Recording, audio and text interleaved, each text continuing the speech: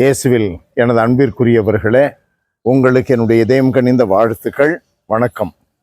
அன்பானவர்களே, நம்முடைய மீட்பெரும் ஆண்டவருமான இயேசு கிறிஸ்து கொராசின் நகர், பெத்சாய்தா நகர் போன்ற இடங்களிலே நிறைய போதித்திருக்கிறார், புதுமைகளை செய்திருக்கிறார். ஆனால் மனம் மாறவில்லை. ஆகையினால் ஆண்டவர் மிகுந்த கோபத்தோடு பேசுகிறார். கொராசின் நகரையும் மற்ற பெத்சாய்தா நகரையும் சபிக்கிறார்.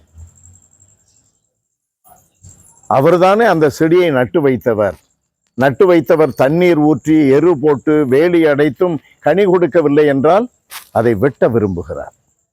அன்பானவர்களே, இது எதை நமக்கு சுட்டி காட்டுகிற ஒரு போதனையாக உள்ளது? நம்முடைய வாழ்க்கையில மனம் மாறியவர்களுக்கேற்ற செயல்களை செய்து காட்டுங்கள். இவர்தான் பாவங்களை போக்குகின்ற செம்மறி என்று சுட்டி காட்டி இருக்கிறேன். மனம் மாறுங்கள் என்று திருமுழுக்கு யோவான் சொல்லுகிறாரே, அதை போல ஆண்டவர் இயேசு மனம் மாற வேண்டும், இல்லாவிடில் அழிவு மிக கடுமையாக இருக்கும் என்று எச்சரிக்கிறார். இந்த எச்சரிப்பு நம்முடைய குருக்களிடமிருந்து வருகிறது, ஆசிரியர்கள் பெரியவர்களிடமிருந்து வருகிறது, வளர்க்கின்ற பெற்றோர்களிடமிருந்து வருகிறது. எல்லாவற்றையும் உதாசீனப்படுத்திவிட்டு செல்லுகிறவர்களுக்கு அழிவு கடுமையாக இருக்கும். வந்த பின்பு நாம் அழுவதில், அங்கலாய்ப்பதில், அரற்றுவதில் எந்த பயனும் இல்லை.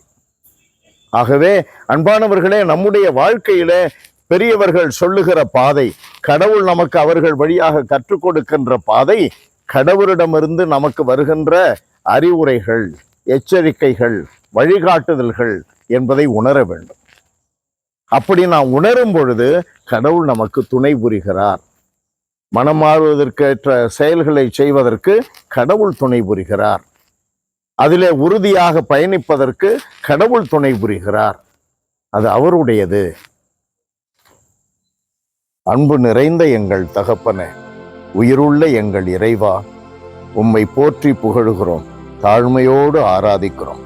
ஆண்டவரே, எங்களுடைய வாழ்நாள் முழுவதும் நாங்கள் எங்கெல்லாம் செல்லுகிறோமோ, எங்கெல்லாம் பணிபுரிகிறோமோ, எல்லா இடங்களிலும் எங்களுக்கென்று வழிகாட்டல்களை நீர் நல்ல தலைவர்கள் வழியாக, பெற்றோர்கள் வழியாக, உம்முடைய ஊழியர்கள் வழியாக கொடுத்து கொண்டே இருக்கிறீர். ஆண்டவரே, நடைபெறுகின்ற ஊழல்கள், ஆபத்துகள், விபத்துகள், அசம்பாவிதங்கள் அனைத்தின் வழியாகவும் கற்றுத்தருகிறீர். இயற்கை சீற்றத்தின் வழியாகவும் கூட எங்களுக்கு கற்றுக் கொடுத்து கொண்டே இருக்கிறீர், எச்சரிக்கை கொடுத்து கொண்டே இருக்கிறீர். அன்பின் கடவுளே, நீர் சொல்லுகின்ற, கொடுக்கின்ற இவைகளை எல்லாம் நன்கு பயன்படுத்தி உமக்கு ஏற்ற மக்களாக வாழ்ந்து உம்மை மகிமைப்படுத்த எங்களுக்கு அருள்தார். இயேசுவின் நாமத்தில் ஜெபிக்கிறோம், உயிருள்ள எங்கள் நல்ல பிதாவே. ஆமென், ஆமென்.